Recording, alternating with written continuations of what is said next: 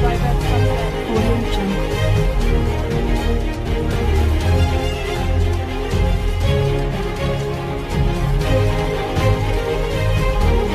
Audio Jungle.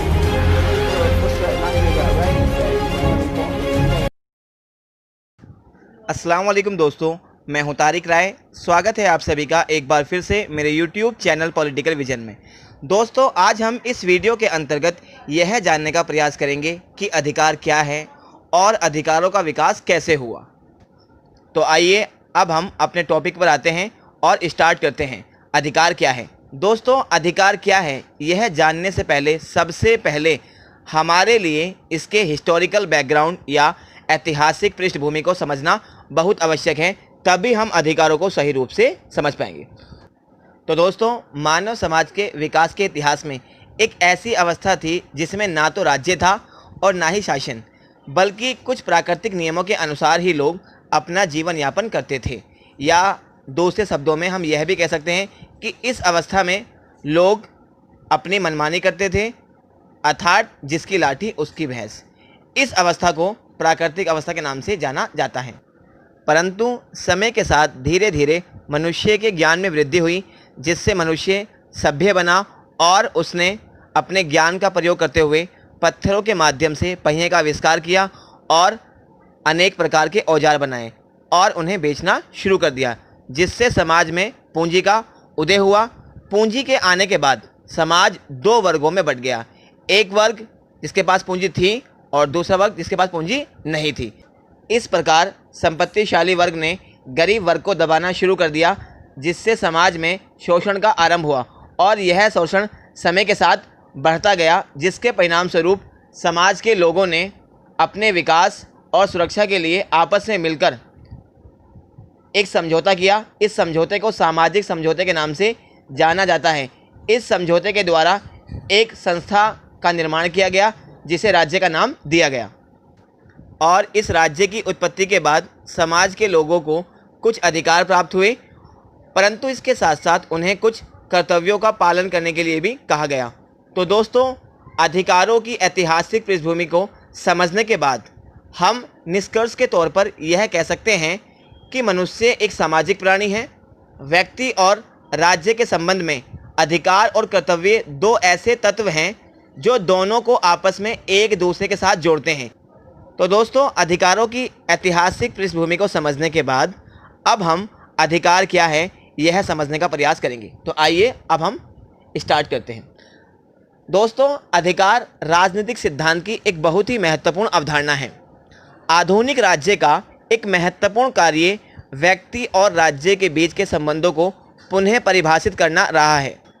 अर्थात दूसरे शब्दों में, व्यक्ति को कितनी स्वतंत्रता प्रदान की जाए जिससे कि वह अपने जीवन एवं व्यक्तित्व का संपूर्ण रूप से विकास कर सके, परंतु दूसरी ओर राज्य को कितनी स्वतंत्रता प्रदान की जाए जिससे कि वह नागरिकों के अधिकारों की रक्षा कर सके और समाज में समानता की स्थापना कर सके। उदारवाद ने व्यक्ति को राज्य से ऊपर माना। उदारवाद की यह मान्यता थी कि राज्य और समाज व्यक्ति के लिए हैं, अर्थात ये व्यक्ति के उद्देश्यों को पूरा करने के साधन मात्र हैं। उदारवाद ने व्यक्ति के जीवन के प्रत्येक क्षेत्र में स्वतंत्रता की मांग की। उदारवाद ने व्यक्ति की स्वतंत्रता को अपना लक्ष्य बनाया और इस स्वतंत्रता को जहां एक और राज्य की मनमानी शक्ति पर अंकुश लगाकर सुरक्षित किया, वहां दूसरी ओर उसे अधिकार, समानता, न्याय, लोकतंत्र जैसी अवधारणाओं के विकास से मजबूत किया। तो दोस्तों, जब हम अधिकारों की बात करते हैं, अधिकारों का एक लंबा इतिहास रहा है। अधिकारों के लिए मानव जाति ने एक लंबा संघर्ष किया है और इस लंबे संघर्ष के परिणाम स्वरूप मानव जाति को अधिकारों की प्राप्ति हो पाई है। उदाहरण के लिए, जैसे यहाँ पर हम फ्रांस की क्रांति और अमेरिकी क्रांति के माध्यम से इस तथ्य को समझ सकते हैं। इसके अलावा 10 दिसंबर 1948 में संयुक्त राष्ट्र की महासभा द्वारा मानव अधिकारों की सार्वभौमिक घोषणा की गई। इस घोषणा के अनुसार अधिकार सार्वभौमिक होते हैं और सभी राष्ट्रों की सरकारों का यह कर्तव्य है कि वह अपने सभी नागरिकों को बिना किसी भेदभाव के अधिकार उपलब्ध कराए। इसके साथ साथ हमारे लिए यह जानना भी बहुत आवश्यक है कि वर्तमान युग लोकतंत्र का युग है।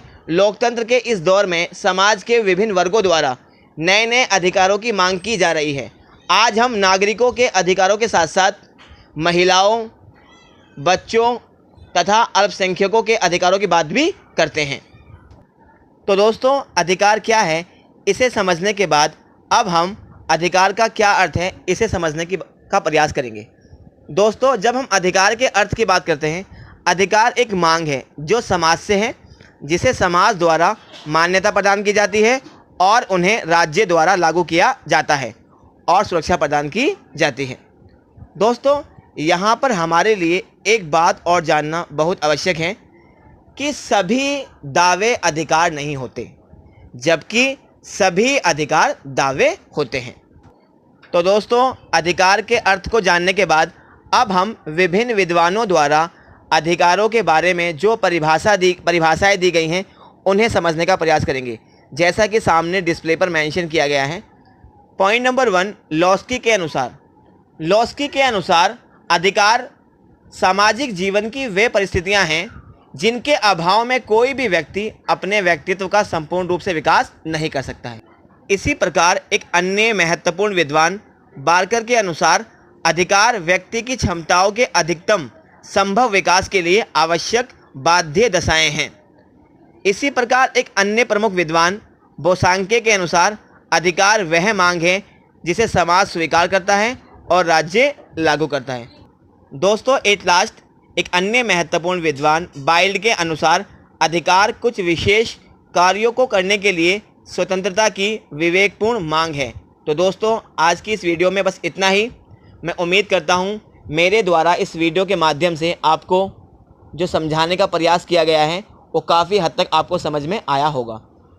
अगर आपको मेरी वीडियो पसंद आई हो और अभी तक आपने मेरे चैनल को सब्सक्राइब नहीं किया है तो प्लीज़ मेरे चैनल को सब्सक्राइब कीजिए, लाइक कीजिए, शेयर कीजिए और सबसे इम्पोर्टेंट बात, बेल आइकन को दबाना ना भूलें, जिससे कि आपको मेरी नेक्स्ट वीडियो की नोटिफिकेशन मिलती रहे। जय हिंद, जय Bharat. Thank you very much.